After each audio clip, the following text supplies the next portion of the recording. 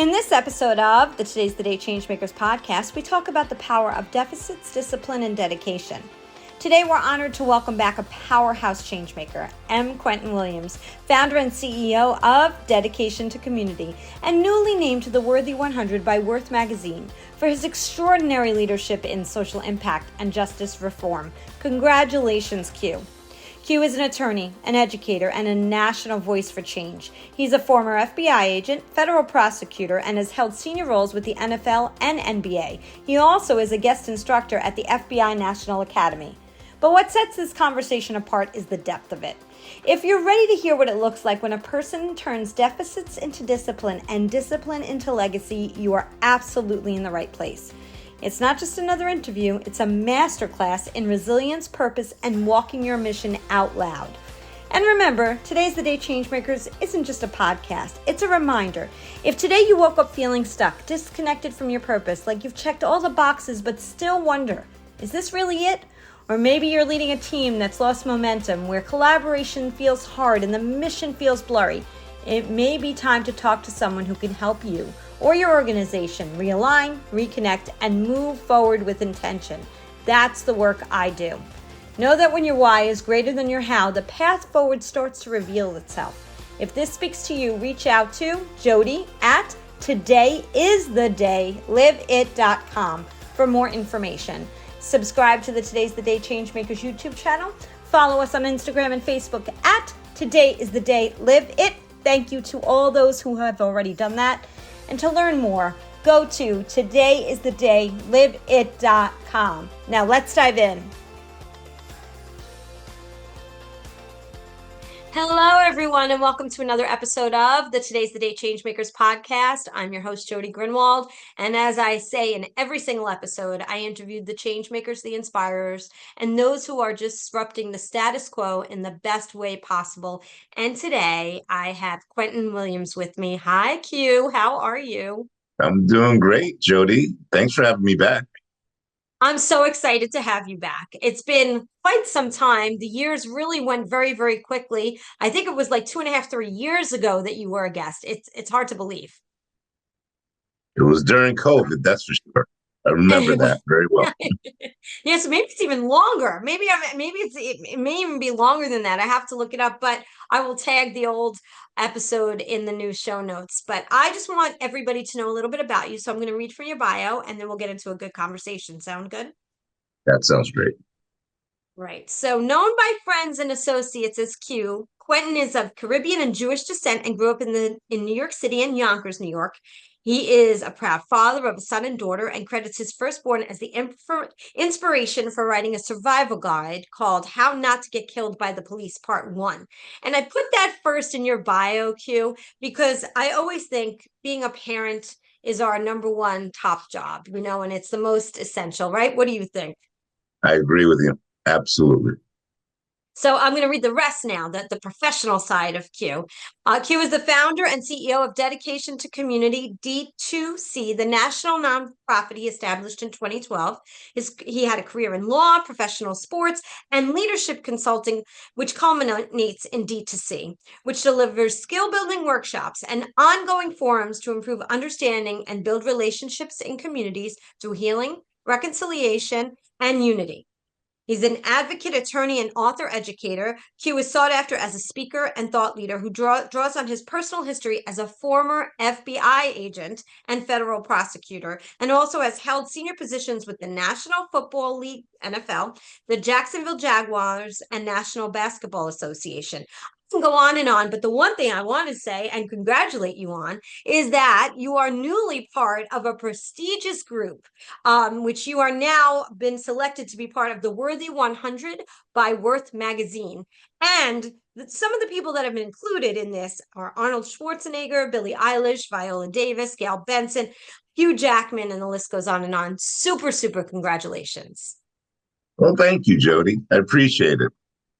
Absolutely. So tell me, I want to talk about that first because that sounds super exciting. So how did it feel to become, get this wonderful designation, and be able to be amongst those incredible people as well.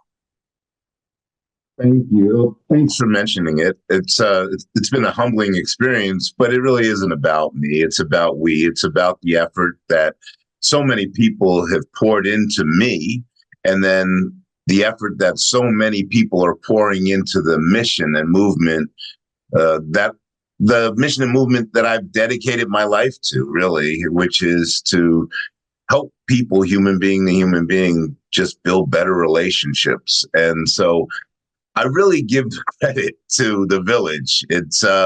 I often joke that I get the credit for all the work that so many people have done uh, in my life, both as a child and as an adult. So I get the credit, but really the credit belongs to everyone else, including my family, my mother, my grandparents, my brother, and my kids, and so many friends and colleagues and associates. So let's talk about D2C. You know, we talked about it in our first episode, and I'm going to assume as time has gone on and changed, so has the organization morphed from when we had our first conversation, especially with all things going on in the world. I'd love to start there and have you share a little bit more about D2C and a little bit more also about, you know, when we spoke last to where we are now. What are some of those changes that you've seen? So D2C, thanks for the question, Jody. D2C is a not-for-profit organization that has become a national not-for-profit organization over the last, I'd say, half dozen years. It's an organization that was founded for the purpose of educating society about justice.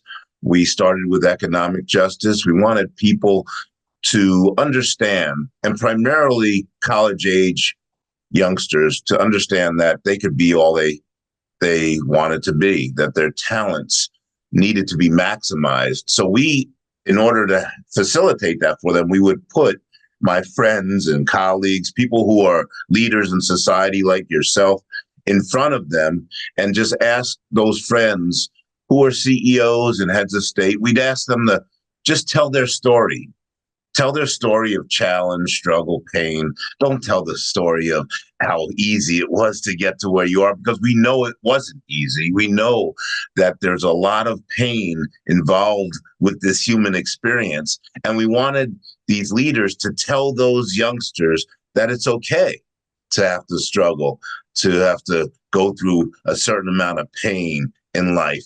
But there is this bright thing at the end of that tunnel, and the success that my friends have achieved is the result of pushing through all those struggles, challenges, and pain. And that was such a success doing that. We would do it at campuses around the country. We decided that we were going to expand what we were doing to also include other forms of justice. So not just economic justice, but social, criminal, procedural, and restorative justice. In order to really hit the nail on the head with those other forms of justice, we figured we had to educate in the arena of police community relations. And that's what served as an accelerator for what we do. We teach communities, including law enforcement, how to build better relationships with each other. We know that it's one of the top issues in society today, the tension between law enforcement and the community. So we thought we would use the backgrounds we have, the experiences we have as a faculty. We have a faculty of 40 to educate society about both surviving and thriving. You got to survive before you thrive, but having these relationships in life is so integrally important. And I'm the result of relationships because of my background and the deficits I've had to suffer through. The relationships in my life have led me to some level of success. You know, you mentioned some of the deficits that you've been through, and I always like to have the listeners, if my guests feel comfortable with it, to share some of those hardships, because where we've started and where we have grown to there's such a gap in between because there's so much that we learn along the way. And many times we have an idea of where we're going to go or what we're going to grow up and become. And it's totally the opposite of that, right? So when you talk about those deficits, can you share a little bit about them and how you overcame them? Well, absolutely. I'm completely transparent with my life. It's taken me a while to get there because I grew up with a lot of shame, and up until I was 40 years old, I really hid my life from people. I was pretending to be something that I wasn't because I was ashamed of the deficits. I was ashamed of what I thought lacked in my life. And some of those things are I grew up in poverty. I was on welfare for the first 17 years of my life. Grew up with a single mother raising two Black boys in a Black neighborhood during the crack epidemic. So a lot of my friends were feasting on that industry, and then the industry feasted on them. And so growing up in that environment and trying to figure out how to, first of all, get out of my situation, and then how could I just be successful, have a job? Uh, that was my goal, to get a job. I just wanted not to be in poverty. But I had another deficit that was of great concern to me. And I didn't share this with anybody. Nobody knew about it but me. And I have a reading issue. It's a comprehension issue. Still don't know exactly what it is academically, but I do know the result is that if I don't concentrate at a very, very high level, I don't understand what I'm reading. I didn't know this when I was a kid, so I just was powering through trying to figure out, and I would read word for word, trying to understand each word. It would take me so much longer to get through a sentence than my friends. But as an adult, I started to understand that I just have a concentration issue when it comes to reading, and I need to be extremely intentional when I'm reading. So if to this day, I'm a voracious reader now. I got through law school with this deficit. I learned how to read in law school in a way that I never had read before. But I've never read for pleasure. I only read for information because it's not a pleasurable thing to me. It's funny because a lot of my friends at a young age, they read novels for pleasure. They were discussing it in class. They would enjoy it. And I would sit there and I would say, I just don't know what that feels like to read because I enjoy reading. I don't read to relax. I only read for information. But I read a lot because I want to learn a lot. So at one point, I heard that JFK read seven newspapers every morning. Somebody told me that. And I don't know if it's true, but even if it was 4 newspapers, I knew he read a lot because he was educating himself. And so I decided I was going to do the same thing. And so while I was going through law school, I was also doing what I could to read as much as I could in the morning to understand what was happening in the world. Together with law school, that was the change maker for me because it forced me to figure out what was going on in my head. And I learned that it was a concentration issue. I had to figure out a way to meditate through the reading process in order to understand what I was reading. So that deficit was big for me. And you know, I didn't have it to that extent, but I just want to share this too. I held this back for years myself. I do somewhat understand because I had a really big comprehension issue. I was taken out of class in 2nd grade for extra help, which felt very degrading. And I remember I'm now 53 and I can remember the feeling of every Tuesday being taken out of the class. I loved to read and I could read fast, but I couldn't retain it. And to this day, I have to reread certain things because of the fact that it takes me several times, even though I read fast, to retain that kind of information. I don't know why. Like you, I have no idea what it is about my brain, but my dad had the same issue. So it's interesting, but we do hide those things. And I hope by you sharing and me sharing, those who are sitting, listening to this, if they are dealing with it, that they know that it's nothing to be ashamed of, that there are other people out there. And that, do you have any advice for those people who are dealing with this that might be listening? If I would have known what being free was at that young age, but I was immature. I was a young kid for much of it. If I would have known that just relieving myself of that shame and releasing it was the answer, I would have done it a lot earlier. Like right now, I'm so open about it. I don't harbor any shame about it because it is what it is. And maybe success has allowed me to do that because I wasn't there. I wasn't in the same place. As a kid, the thing that helped me was that I was persistent. I could read like you. I could read fast and I could read phonetically really well. I could read with intonation. Even though I didn't understand what I was reading, still I was convincing enough to my teachers that they thought I was a great reader because I would stand up and recite in class in the third grade and do it with such great grandeur. Maybe I was overdoing it, but I was to compensate. But they believed I was a great reader, but I didn't know what I was reading. And so as I started to learn how to read in law school and in part at Boston College when I went there to really understand how to read for my brain, it was persistence that got me there. That's what I put it all on. A lot of people probably give up because it is a frustrating thing. And society is telling you that you're not smart if you're not able to read well. But if you're persistent and if you also get the help, because there are some people who are dyslexic and it's really a rewiring of the brain. If you get help to compensate for it, you'll be all right. And so I would say be persistent, and also relieve yourself of the shame.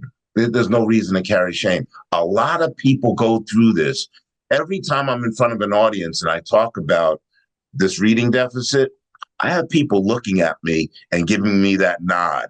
And I can tell, like I could tell when you were nodding, I could tell there was something that you were connecting over it because there's a nod and a look that people give you. I've had so many people come up to me and say, how long have you had it? I say, since the third grade. They said, well, I have it now. I'm still going through it. I'm talking about leaders in our world, law enforcement officers, people in corporate America. I'm talking about every person, every area of human existence. They approach me and they say, I have that issue too. So it's important not to carry the shame, and it's important to be persistent. Such a great message. And there is help out there. We're lucky nowadays to be able to look that up online, Yes. where back in the day when, I was young, I had no idea. I just always felt that shame and felt like something was wrong with me. Why do I have to be in this very special group that I knew wasn't special? And so, it's interesting, and it happens, and there's lots of different tricks and tips and tools and resources. So thank you for sharing that, because that is permission right there. When somebody shares something, that's why I get the nods. You're like, yes, somebody else has gone through that. They have that moment of connection. You spoke about some things that were really some of those deficits, poverty, and being part of the crack epidemic, seeing friends struggle with that. What was it for you that helped you not to follow that path? For somebody right now who may be listening, that might not be the path, but they're in a fork in a road, right? Of making the right choices for themselves. What advice do you have for them by sharing some of what you did to make the right choices? The temptation was tremendous. I was right up against the temptation. So from the sixth grade to the eighth grade, I made a decision because where I lived was on the west side of Yonkers. Where I went to middle school, it was like east of me. it was a more of a middle class neighborhood where I went to middle school. Where I went to elementary school, it was not poverty stricken, but we had sprinkles of poverty stricken and lower economic, socioeconomic folks, families. So when I went to middle school, I was going to school with kids whose station in life was a little bit above mine. For me, it felt like it was like miles above mine. And one of the issues that I had was I didn't want people to know I was poor. And I think people knew it, but I was still so ashamed. I was trying to hide it. And so I made the decision that I wasn't going to ask for free lunch for those three years. I was eligible and I could bring, in my neighborhood, getting free lunch in my elementary school was no big deal because everybody got free. A lot of people got free lunch or reduced lunch. But in middle school, the kids I was hanging out with were middle class kids. I have my kids from my neighborhood, but I also have the kids in school. I was in honors classes, and these kids were they were just from that neighborhood, and they would bring lunch to school every day. And so I would go to school every day for 3 years and not eat lunch. And I would do it because I didn't want people to know I was eligible for free lunch. Now, of course, this raised red flags with my friends. They're like, they're eating and they're like, aren't you hungry? Aren't you going to eat? And I would always have something planned. I would say, oh no, I ate too much for breakfast. I really don't. My mother made a lot of food for breakfast, so I ate so much. Now I would eat breakfast, but I was still hungry at that time. And so when I think back at what I did in order to preserve my falsehood that I was trying to let everybody know that I was a middle class kid, that was tough. That was really a painful experience because number one, I was hungry, literally. Number two, my friends, they knew it. They tried to help me. I wouldn't accept. I had too much pride. I wouldn't accept it. And number three, I wanted so badly to be in their situation. What it did for me was it drove me. It drove me like every day I would go to school. The A's that I would receive were the validation that I was going to get out of poverty. So I was getting straight A's. I went from a C to B student in elementary school. I was a good kid, but I wasn't a great student, to an A student. I was a straight A student in middle school, and that carried through to high school because I decided to surround myself with people who were really smart, and I raised my level of academia to meet their level. I wasn't as smart as them, but I was all effort. So I was getting A's. And so I knew that was my only way to be able to take care of my family, to get out of poverty. And so that's what I did in middle school.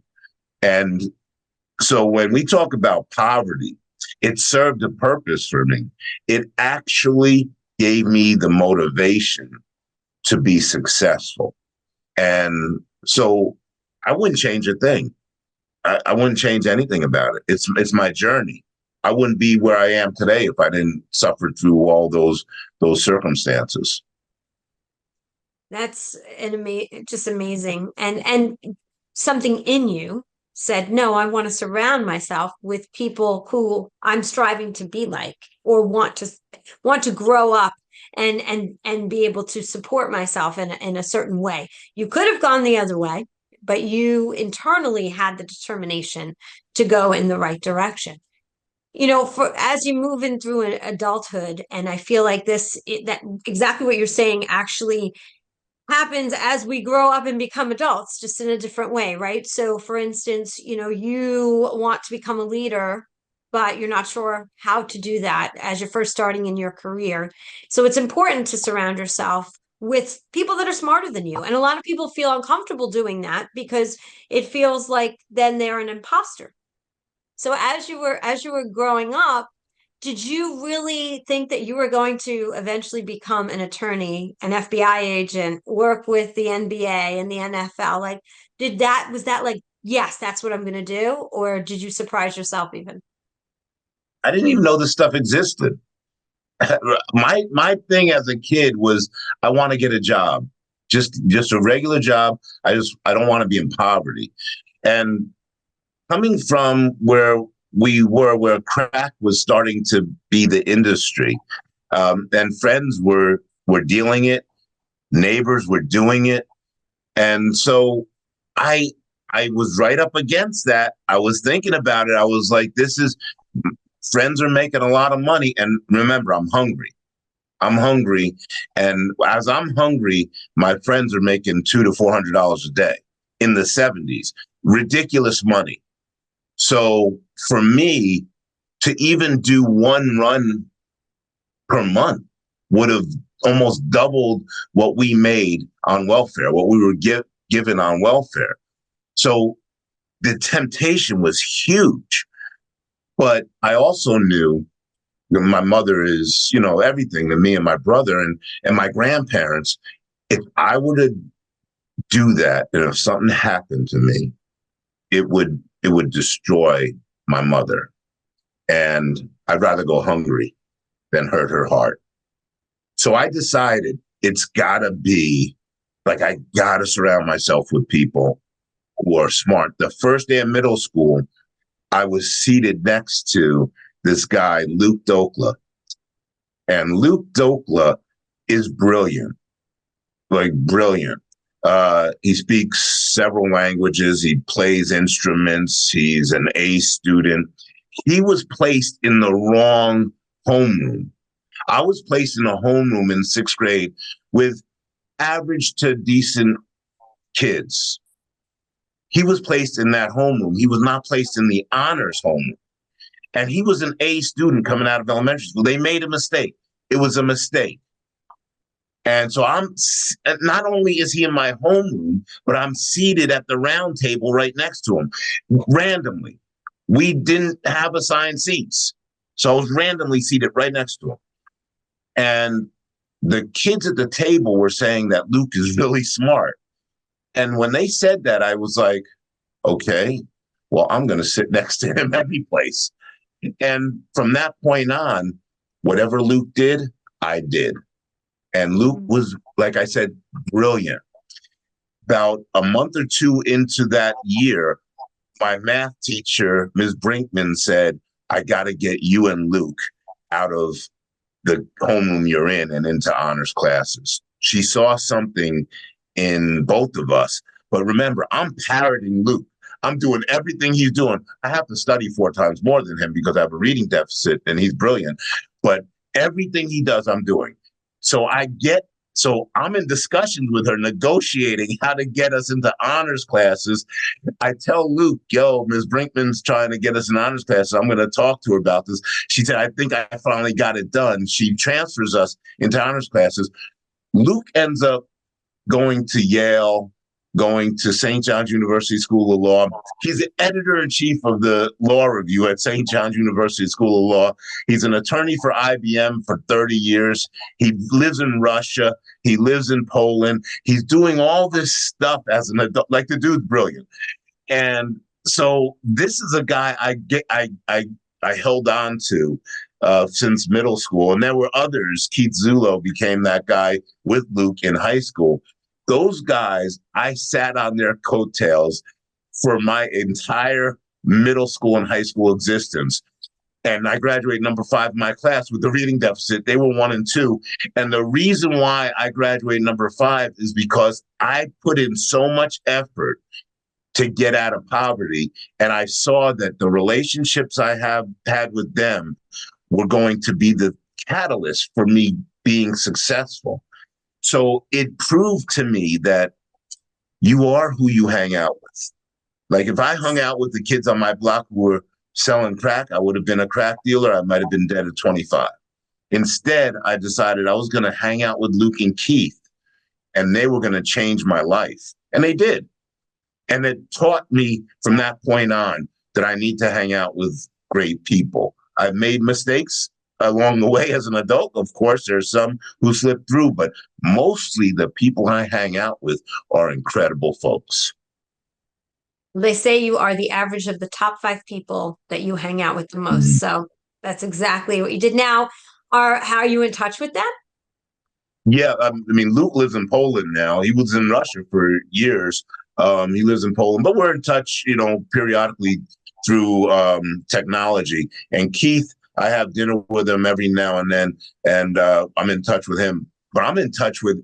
It started with Luke and Keith, but then there was a mass of other people who were my friends who were in those honors classes, and I'm in touch with a bunch of them, like so many of them. I just saw them. I was blessed to be selected for my high school's Hall of Fame, and they came back, and it was great to see them. Some friends I haven't seen for years, decades, that came back because we were a close group of people.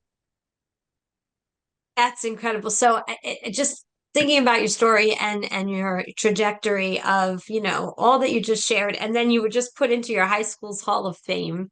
It's such an amazing and incredible journey and story for so many to learn from, because everybody has their hardship, right? Very few people have this glamorous, wonderful, no problem life. And coming from poverty and kind of that whole term of fake it till you make it, right? You're faking you're not hungry. I bet you were, and all of those things brought you to where you are today. To learn more about dedication to community, go to dedicationtocommunity.org. So after school, you went to Boston University, you said, and you went to law school. So what made you go from an attorney to an FBI agent? When I graduated from high school, I got a scholarship to Boston College. I played football with Doug Flutie and ran track there. Had the time of my life. It expanded my world. I learned that I could actually maybe be successful in life at Boston College because it exposed me to so much. And then I went to law school. Remember, with the reading deficit, I didn't even know what a lawyer was. But this is where relationships are really important. I have a mentor named Jay Brusman, who's like a older brother to me. And he told me to go to law school. He's an attorney. And that changed my life because in law school, the FBI recruited me. They recruit in New York from St. John's a lot. And they came to my law school, they recruited. And I decided, you know what, even though I'm not a pro law enforcement guy because I grew up in an era where law enforcement wasn't friendly to us, I decided I wanted to make a difference in life and in the lives of other people. And perhaps I could learn the system of law enforcement, the law, criminal procedure. If I learned it, maybe I'd be able to help to improve it. And so that's what I ended up doing. I decided to submit my application to the FBI and became an FBI agent. How long were you an FBI agent for? I was an FBI agent for less than 4 years. I was my desire was to retire as an FBI agent, but I had an opportunity to be a federal prosecutor. Again, relationships. Every job I got was through a relationship. Even the FBI, there's a story to it, but it was through a relationship. And so the U.S. Attorney, Christopher Droney, asked me, along with his number one and number two and number three people, John Durham, who is famous now, and Len Boyle. They asked me if I would consider practicing law again. And I practiced law for 6 months when I got out of law school, between the FBI and law school. So I'd never really practiced law. It was really brief. And so when they recruited me, I asked them if they got the right person because I never really practiced law. So again, I don't know what again is. I'd never been before. I never tried a case, but they were persistent with it. And they asked me and I said, well, let me think about it. And they gave me several months to consider it. And I came back to them and I said, why not? Let's do it. I like challenges. So, and it's a big challenge.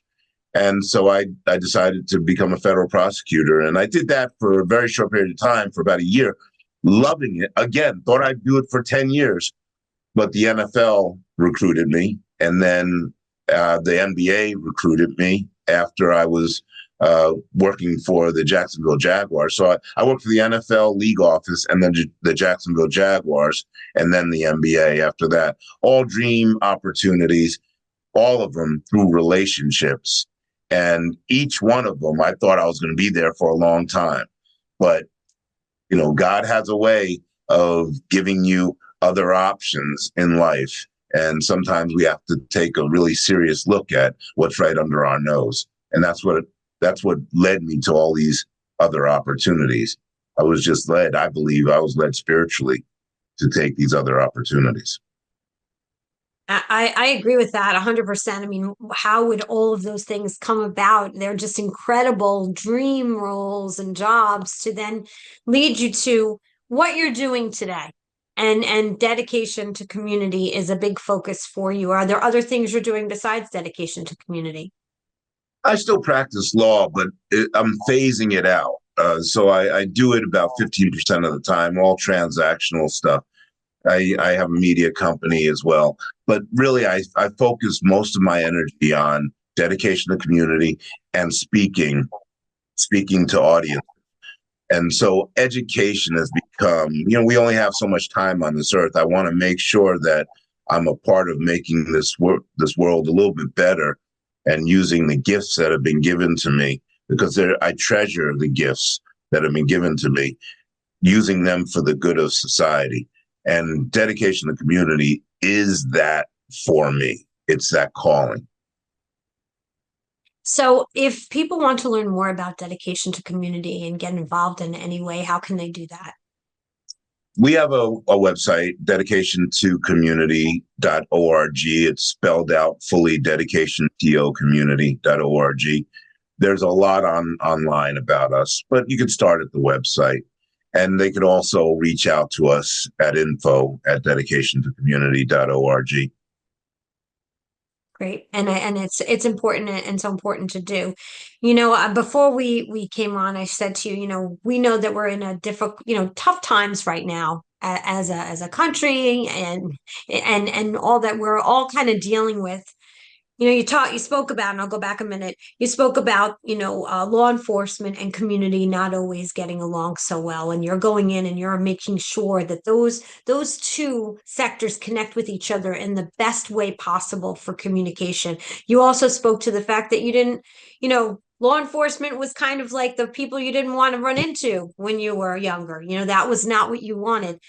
Now we're in a very interesting space, right, with what's going on in the world, and people, adults, who don't maybe share the same political brain set, as we see, whether it's on social media or it could be a family gathering or a friends gathering, they're not connecting. Honestly, I'll even share that I saw somebody on my own Facebook share something, and it was an adult bullying others about their thought process. And I'm thinking to myself, this person's older than me, that this is horrible. How did we get here? What do you say to these people? What kind of message? Because you're right. That's what you do every day. You're helping to marry two sectors together that may not always get along.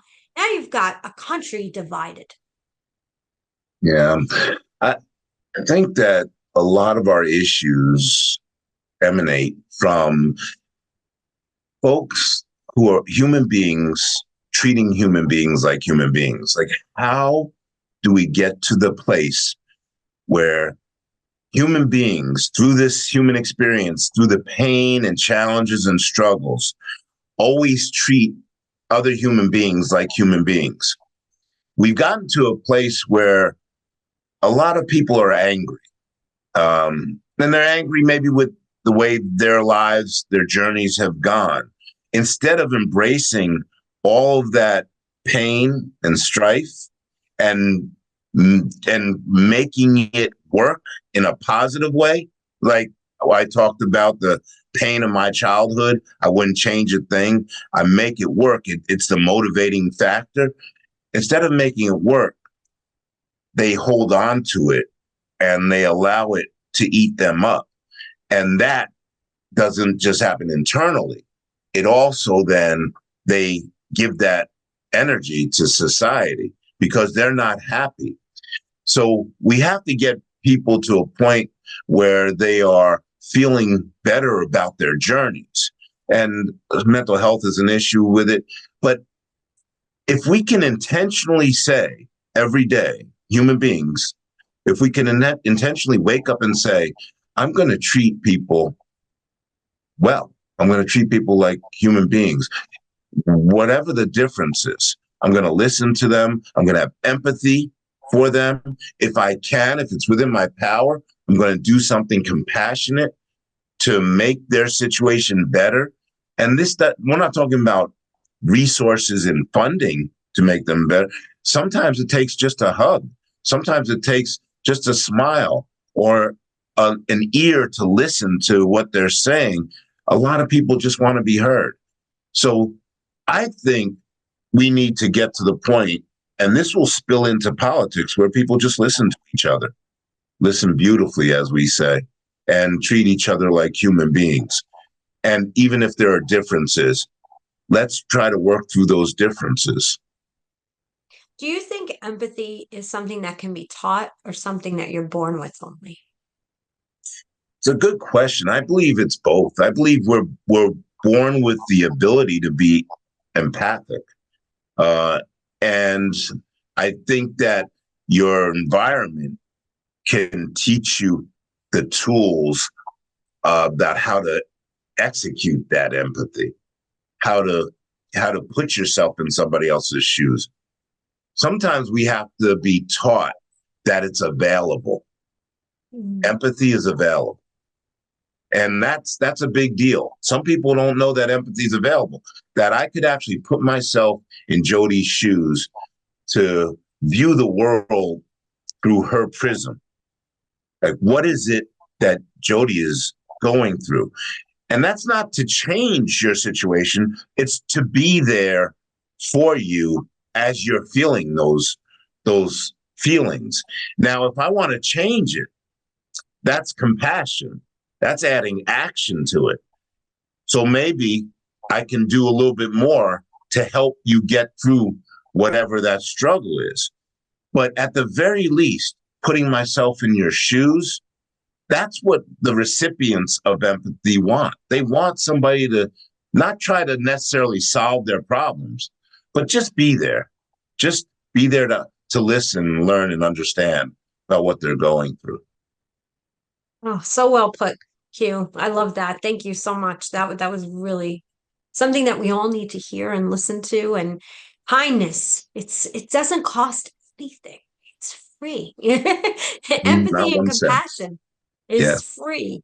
It's interesting. Just because we have differences doesn't mean that we have to make people feel shame or anger or bring out the bad in each other.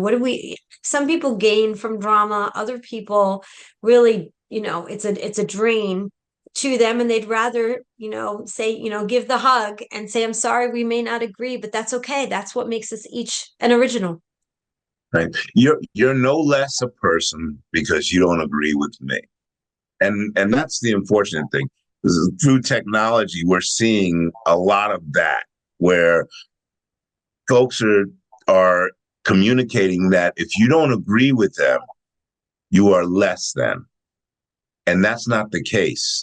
That might be, for those people saying that might be a way to make them feel better about their situation, but it's not the truth.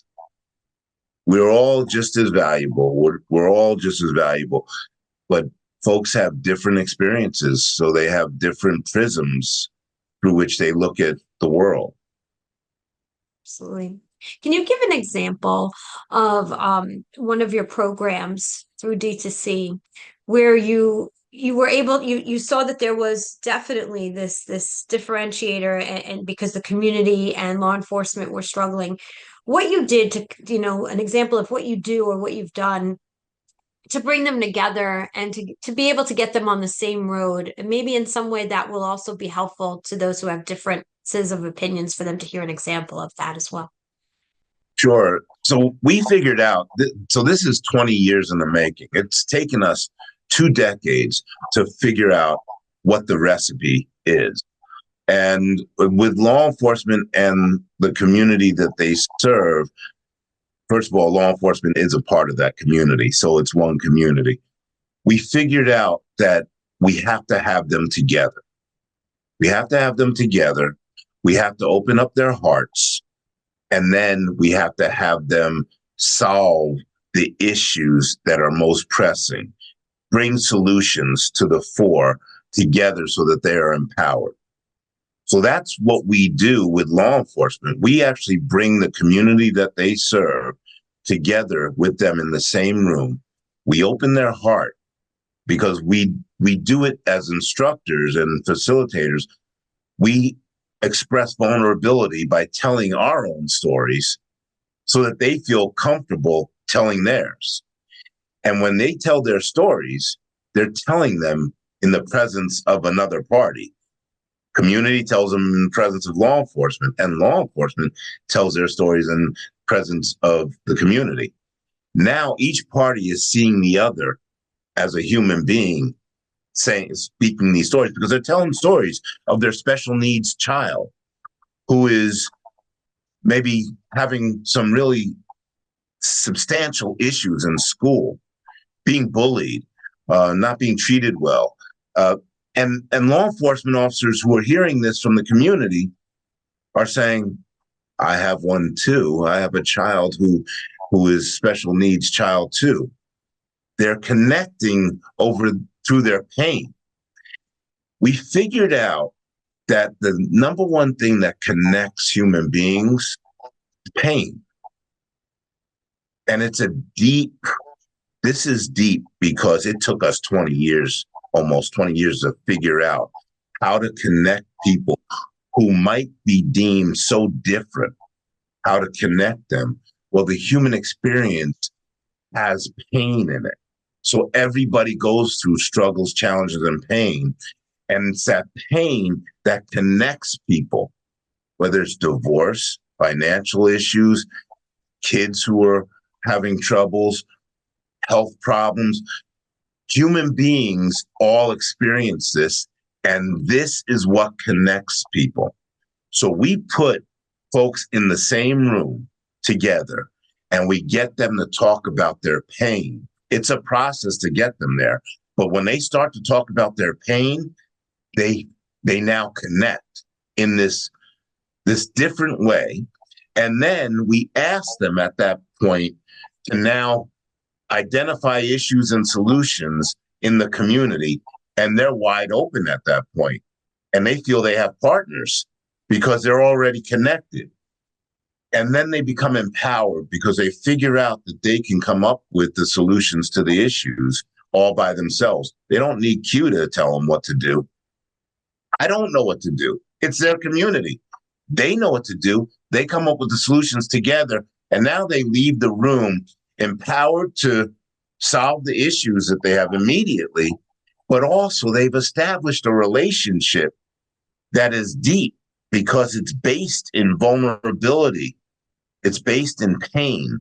And so when they leave, now you have law enforcement officers and community members who didn't know each other, who are friends, going to lunch with each other. Now they're talking about getting their kids together. These people didn't even know each other walking in, and some of them didn't like each other, just based in who they appeared to be. That is miraculous stuff when it happens within 4 to 8 hours. It changes lives. And so there's a reason why I am so called to do this. It's because every time I'm in front of an audience, I see it. Every time.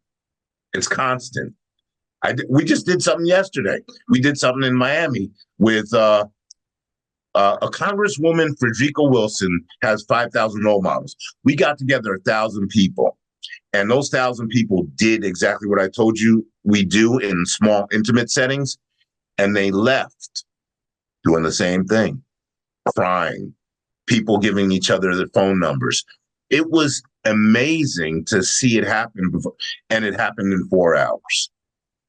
This is why I've dedicated my life to this, because I see the miracle of it all on a daily basis. I know the change is possible.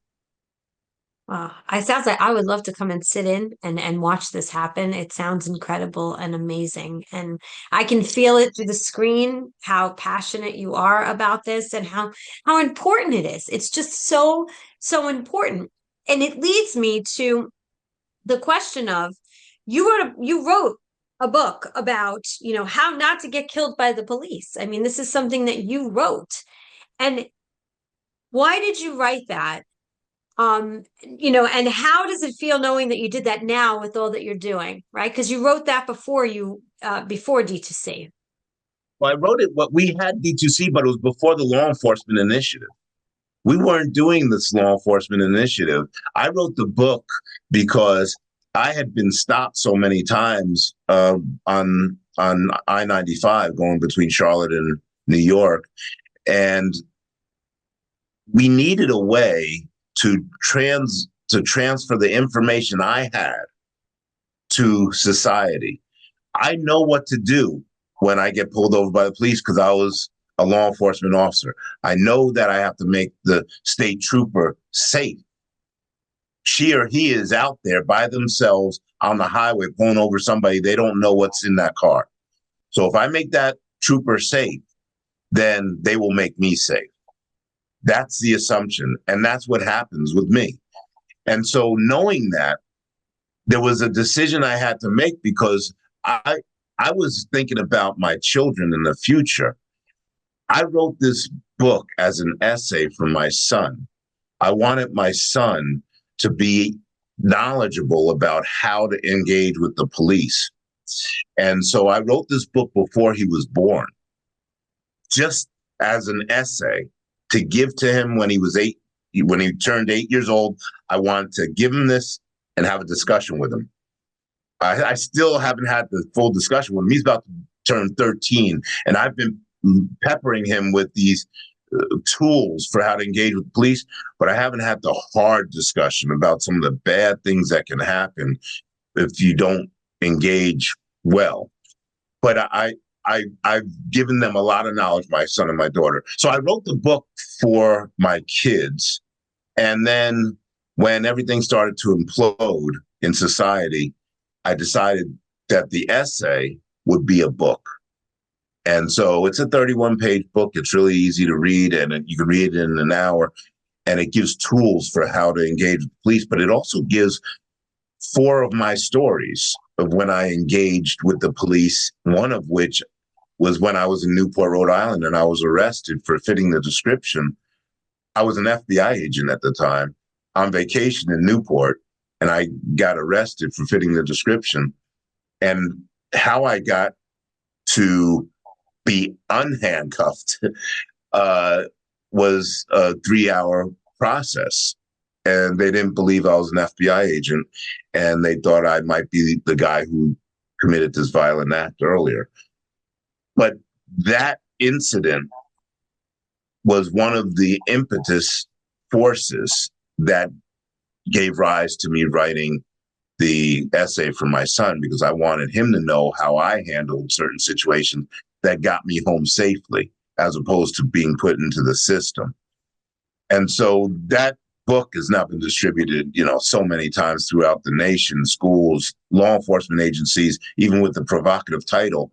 They are the greatest proponents of it because it teaches people how to make them safe. And I'm proud of it. And I'm writing my second book with some other authors right now, and it will be a supplement to that first book. It is so unfortunate that, you were an FBI agent and you had to prove that and spend 3 hours in the system. And, that's definitely unfortunate, but it's wonderful that you created this guide, this toolkit for others. It is still a shame that it matters what color you are when you get pulled over, because of the fact that people don't see past that. And, I pray for the day that that we're in a different place. And unfortunately, right now, seems like in some cases we're going a little backwards, which is definitely unfortunate. So for those people listening that feel that way, what hope can you provide to them? Do you have a hopeful message for them? Yeah, when I think about how we're evolving in society, I look at the stock market as an example. The stock market goes, if you were to look at the stock market over the last 30 years, you'll see that there was a steady increase in value over those years. We've had some valleys, we've had some peaks, but in general, it just steadily climbs. I think that our evolution as society is about the same. I think we will have valleys and peaks, but in general, we will evolve. And there will be challenges to that evolution, just like the stock market has challenges to its progress. But those challenges will pass. They will be corrected, and we will continue to evolve. I think we're in a better situation now than we were 40 years ago as a society. Yes. Well, are we where we should be? Maybe we are. I'm a spiritual person. I believe we always are where we should be. Are we in need of a correction? Maybe we are. Are we still evolving? I believe we are. Remember the pain that I told you about of my childhood? I don't regret it.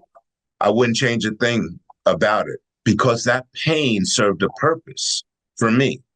I wouldn't have had this life without that pain. I think the same is true for society. I think the pain we're going through as a society is there for a reason.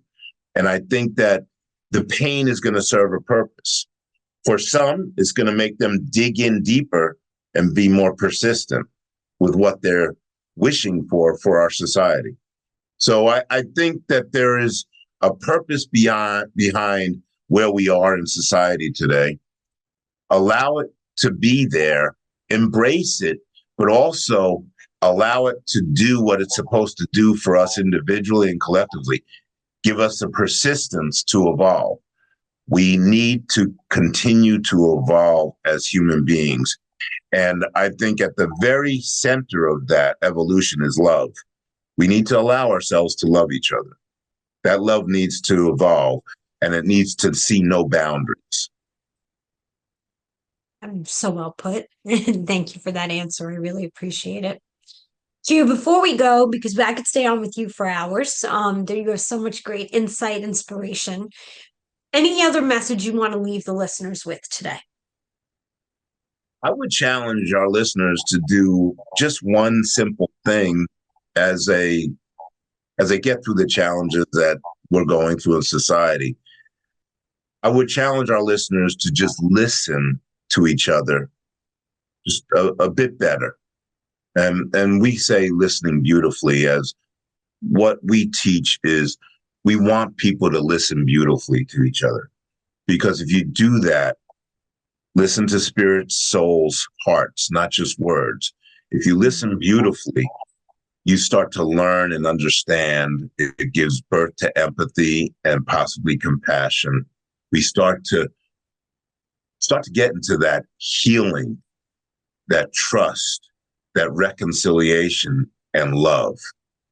But it's just the initial listening that's so important that we're not doing nowadays. We're yelling at each other. We're not listening beautifully to each other.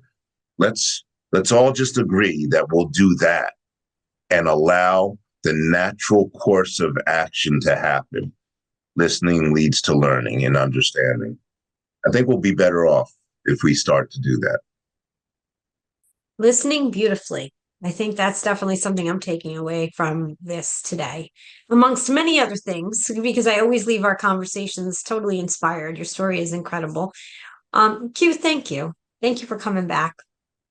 Thank you, Jody. I appreciate you and all you do with Changemakers. You are making a change, and I appreciate your persistence over the years to bring information and love to people who might not ordinarily get it and might not ordinarily hear the message. So you're doing a great service to our society.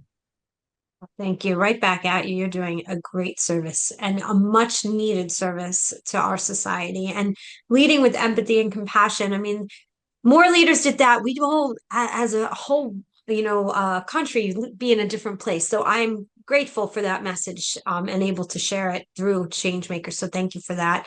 I hope that you will all, whoever's listening, subscribe to the Today's the Day Changemakers YouTube channel. Follow us on Facebook and Instagram at Today is the Day Live It. And also go to todayisthedayliveit.com to learn more on how you can connect to our Changemakers and attend upcoming events. And Q, I'll say what I say at the end of every single podcast, besides thank you so much for sharing your story. But today is the day. You cannot go back to yesterday, and you do not yet own tomorrow. So what small steps or large ones are you going to take today to get yourself closer to your goals? Q, again, thank you. Thank you. Thank you so much, Jody, and God bless you. You too. Have a great week, everyone.